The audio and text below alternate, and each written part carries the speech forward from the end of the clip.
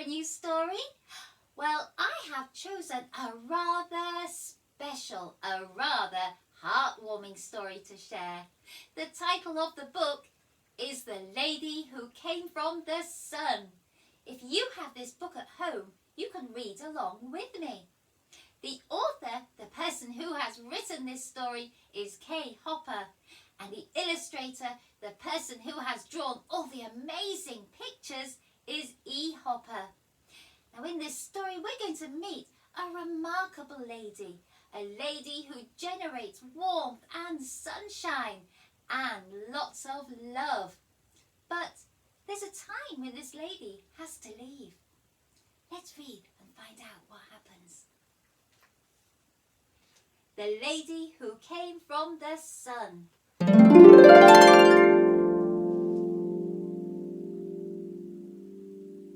One day, many years ago, it was noticed that the world seemed sad. The sun tried with all its might to shine brighter, but sadly, it was to no avail. After much deliberation, the Sun King decided he would send down his purest, shiniest beams of love to walk among the people, in the hope of making things better. Have you ever met someone who made your heart warm simply by being by your side? Someone who silently demonstrated that you absolutely deserve to be happy for the best part of every single day. Someone who inspired you to be a better person, to unknowingly dream to be more like them, because the most important thing in the world is to sprinkle seeds of love and watch them grow.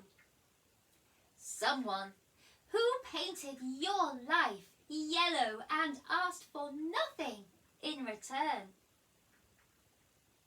Then the chances are they were a love beam sent directly from the sun, and you are very lucky to have known them.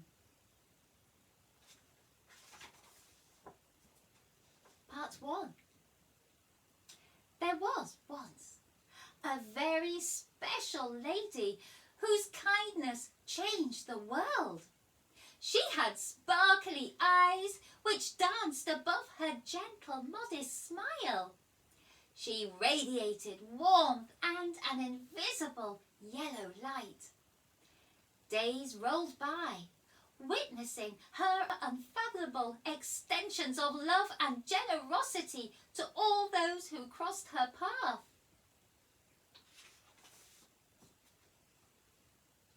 A son or daughter needed a gentle reminder that they were most certainly capable of fighting for a personal cause. She would call for a chat, throwing in life-lightening stories about mistakes she had made during her recent knitting exploits and other such things. A friend needed a touch of sunshine casting upon their day, for no reason except that life can sometimes feel gloomy. She would knock on the door, armed with beautiful flowers and a comforting embrace, ears ready to listen. A grandchild expressed a hint of restlessness during a visit.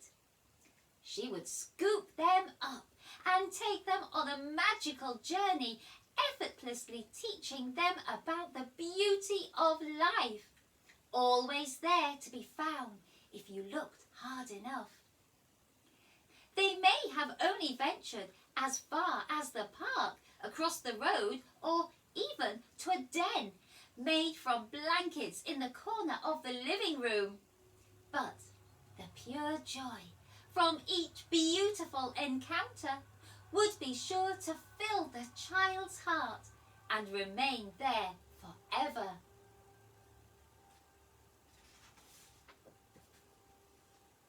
Part 2. There was very little consideration for herself as the lady danced around her small part of the world, casting love.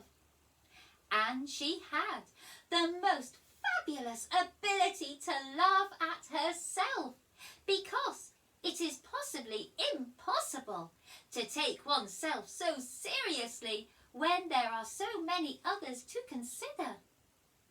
Her yellow soul was a powerful magnet, which had become a sun in its own right, shining fiercely and incessantly.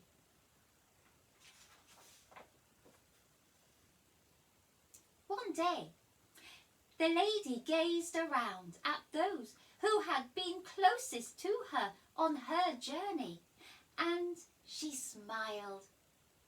A tear of contentment and loving pride spilled out from the corner of an eye, and she realized it was time for her to leave.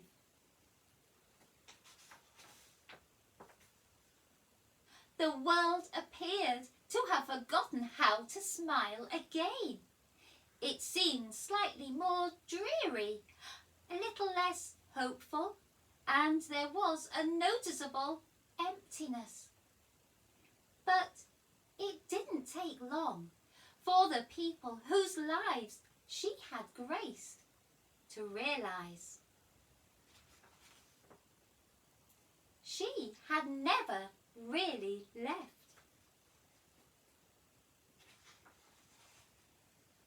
Keep the light shining.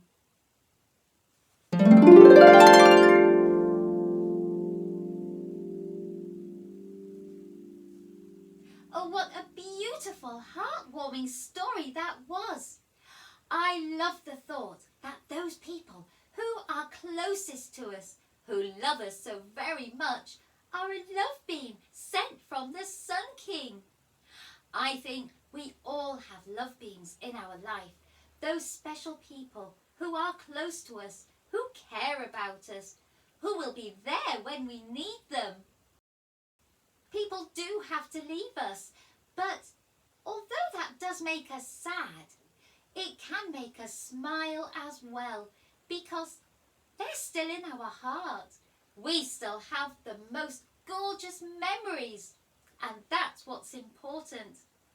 I hope you've enjoyed today's Shed Time story, and if you want to, you can like, share, follow and subscribe to Shed Time Stories, and then you will be ready for the next book for us to share together.